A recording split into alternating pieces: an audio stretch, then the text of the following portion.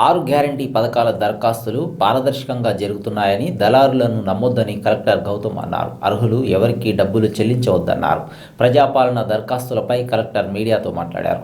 దొరుకుతాయి, బట్ మనం ఇంటింటికి వెళ్ళి పంచాలనేది మన ధ్యేయం. అట్లానే చేస్తున్నాము. ఎక్కడన్నా మిస్ అయితే కూడా మీరు గ్రామ పంచాయతీ నుంచి కలెక్ట్ చేసుకోవచ్చు, లేకపోతే మీరే ప్రింట్ చేసుకోవచ్చు. వాట్సాప్లో కూడా ఇది మనం షేర్ చేయడం జరిగింది. ఇంకోటి మేజర్, ఇప్పుడు కొన్ని జిల్లాల్లో నేను చూశాను న్యూస్లో కూడా, అంటే మీ సేవలో చాలా క్యూ కడుతున్నారు అట్లా.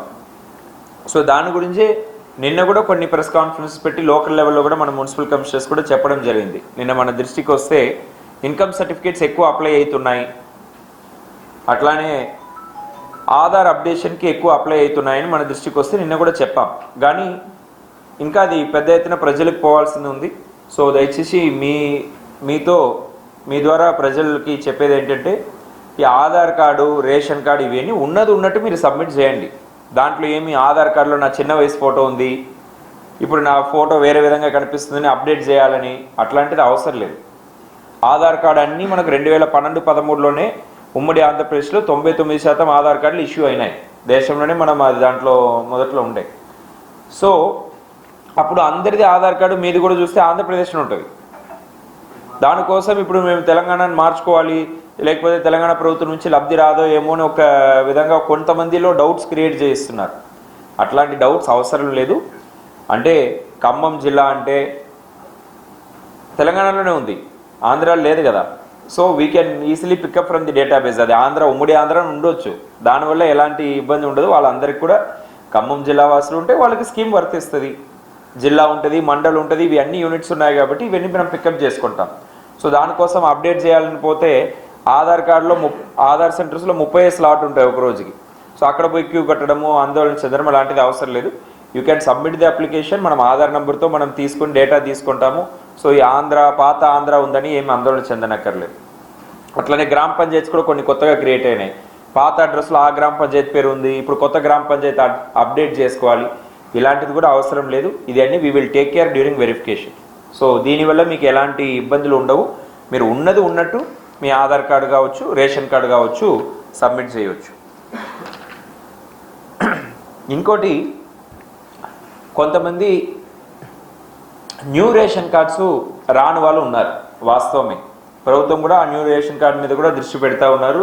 ఫర్దర్ దాని మీద కూడా ఇన్స్ట్రక్షన్స్ వస్తాయి మనం.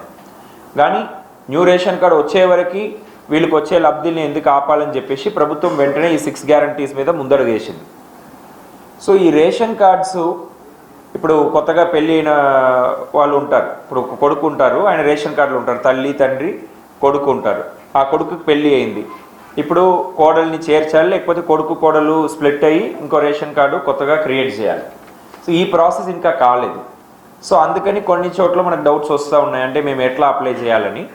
సో మీరు ఏదో ఒక ఫ్యామిలీగా 4 కలిపి ఒకే ఫ్యామిలీలో అప్లై చేయొచ్చు. ఇప్పుడున్న రేషన్ కార్డ్ నెంబర్ పెట్టేసి ఆ కోడల పేరు కూడా అందులోనే యాడ్ చేసి అప్లై చేయొచ్చు. లేదు మేము 2 ఫ్యామిలీస్గా అప్లై చేస్తామంటే కూడా మీరు 2 అప్లికేషన్ ఫామ్స్ ఇవ్వచ్చు. ఒక ఫ్యామిలీకి ఒక అప్లికేషను. సో 2వ అప్లికేషన్ ఫామ్లో మళ్ళీ మీరు రేషన్ కార్డు ఉండదు కాబట్టి ఖాళీగా ఇస్తున్నారు కొంతమంది, రేషన్ కార్డు నంబర్ లేక. ఎందుకంటే మేము అప్లై చేసాం ఇంకా రావాల్సింది ఉందని. సో ఖాళీగా ఇస్తే సిస్టమ్ తీసుకోదు, ఎందుకంటే సిస్టంలో ration card is the unit కాబట్టి. మీరు 2వ అప్లికేషన్ ఇచ్చినా కూడా ఆ రేషన్ కార్డు, పాత రేషన్ కార్డు నంబర్ ఇవ్వండి. తల్లిదండ్రిది రేషన్ కార్డు ఉంటుంది కదా, తల్లి తండ్రి కొడుకుది రేషన్ కార్డు ఉంది, దాంట్లో తల్లిదండ్రి అప్లై చేస్తారు, ఇంకో దాంట్లో ఆ కొడుకు కోడలు అప్లై చేస్తారని అనుకోండి, అది కూడా ఈ రేషన్ కార్డు నంబర్ మీదనే అప్లై చేయండి. సో ఈ అప్లికేషనే మనం ఫర్దర్ కొత్త రేషన్ కార్డ్స్ కూడా ప్రభుత్వం డెసిషన్ తీసుకునేటప్పుడు దీన్నే వినియోగించుకునే అవకాశం కూడా ఉంటుంది. సో ఈ ఫామ్ నీట్గా ఇట్లా ప్రింట్ చేశాం. ఓకే, సో ఇందులో చేయూత అనేది లాస్ట్ స్కీమ్ ఉన్నది. ఈ చేయూత పథకం కింద నెలకి 4,000 మరియు దివ్యాంగుల పెన్షన్ రూపాయి 6,000 పొందేందుకు ఈ కింద వివరాలు తెలపండి. ప్రస్తుతం పింఛన్ పొందుతున్న వారు దరఖాస్తు చేయనవసరం లేదు అని రాసి కూడా ఉంది. సో ఆల్రెడీ 2,000 నాకు పెన్షన్ వస్తుందంటే ఆటోమేటిక్గా అది 4,000 ఎన్హాన్స్ అయిపోతుంది అనమాట. సో దానికి సెపరేట్ పెన్షన్ అవసరం లేదు. కానీ మిస్ అయిపోయిన వాళ్ళు ఉన్నారు. లాస్ట్ 2 ఇయర్స్గా మనం అప్లికేషన్స్ తీసుకోవట్లేదు, విండో అని లాక్ చేసి పెట్టాము. వాళ్ళకి ఇప్పుడు ఆ ద్వారం తెరిచింది. ఇప్పుడు వాళ్ళందరూ కూడా అప్లై చేసుకోవచ్చు. చాలా వేల సంఖ్యలో మన గ్రీవెన్స్లో కూడా ఎక్కువ మంది ఇక్కడే దీనికే వస్తున్నారు, పెన్షన్ గురించే. మనకి ఇక్కడ కావచ్చు, అక్కడ ప్రజావాణి సీఎం గారు క్యాంపస్లో పెట్టేది కావచ్చు, ఇదే మనకి ఎక్కువ వస్తున్నాయి. సో వాళ్ళందరూ ఇప్పుడు అప్లై చేసుకోవడానికి వీలు ఉంటుంది. ఇందులో అప్లికేషన్ అనేది కుటుంబంతో అప్లికేషన్. ప్రతి స్కీమ్కి ఎవరి పేరు మీద అనేది ఇక్కడ లేదు, క్వశ్చనే. చూసుకుంటే మహాలక్ష్మి పథకం ప్రతి నెల 2500 ఆర్థిక సహాయం కావాలా లేదా? చాలామంది ఇప్పుడు ఫీమేల్ ఉన్నవాళ్ళు కావాలని పెడుతున్నారు. ఫీమేల్ ఉన్నారు, ఒకరే ఉన్నారు, వాళ్ళకి ఆల్రెడీ పెన్షన్ వస్తుందంటే వాళ్ళు పెట్టట్లేదు. ₹500కి గ్యాస్ సిలిండర్ కావాలా వద్దా? ఇది అందరు కావాలని పెడుతున్నారు. దీంట్లో గ్యాస్ సిలిండర్ కనెక్షన్ నంబర్ మన దగ్గర ఉంటుంది. సరఫరా చేస్తున్న కంపెనీ పేరు హెచ్పియా, ఇండేనా ఇట్లా రాస్తాం. సంవత్సరానికి వినియోగిస్తున్న గ్యాస్ సిలిండర్ల సంఖ్య. చాలా నిజాయితీగా ప్రజలు పెడుతున్నారు. 4 అంటే 4, 5 అంటే 5, ఊరికే 50, 60 పెట్టట్లే.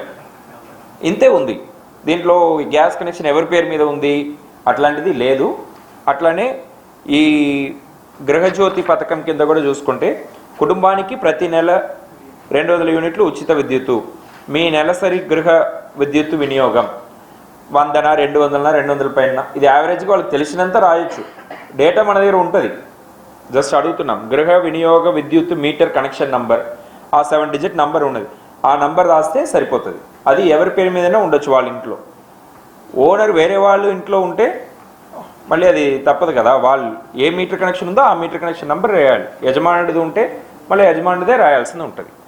ఈ గ్రామీణ ప్రాంతాల్లో ఎక్కువ ఈ రైతు బంధు మీద, రైతు భరోసా మీద ఎక్కువ డిస్కషన్ నడుస్తుంది. సో దీంట్లో రైతులకి ప్రతి ఏటా ఎకరానికి 15,000. రైతు, కౌలు రైతు 2 అడుగుతున్నాం. రైతు అంటే పట్టాదారు రైతు. పట్టాదారు రైతు కావచ్చు, కొంతమంది పట్టాదారు పాస్బుక్ రాని పట్టాదారు రైతులు కూడా ఉంటారు. ఇప్పుడు పాత రైతు బంధులో పట్టాదారు పాస్బుక్ రాకపోతే నా ఓన్ భూమి అయినా కూడా నాకు రావట్లేదు, ఇప్పుడు వస్తుంది వాళ్ళకి. సో అందరు కూడా పాతగా వచ్చిన వాళ్ళు, రాని వాళ్ళు కూడా అప్లై చేసుకోవచ్చు.